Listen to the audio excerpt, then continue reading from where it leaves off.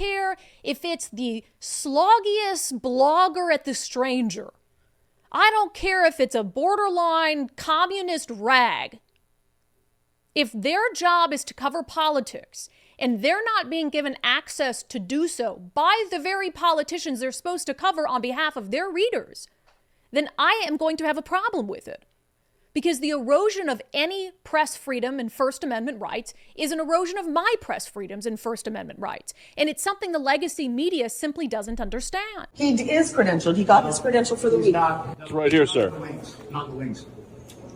But the press briefings are in the wings. Yeah, I know, and you can't come into the wings. Jonathan, you're not a reporter. It's really scary stuff. And the fact that my friends in the legacy media continue to stay silent about it is really beyond my comprehension. The free press is the free press, and we all have a role to play in the ecosystem. Am I a straightforward journalist? No.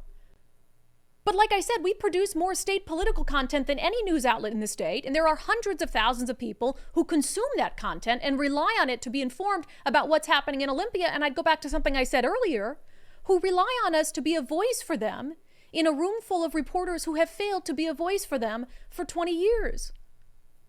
So who gets to be their advocate? Who gets to be their voice for the Washingtonians who are concerned about crime, who are concerned about overtaxation? We really should just be moving towards a place where all the reporters just share their bias.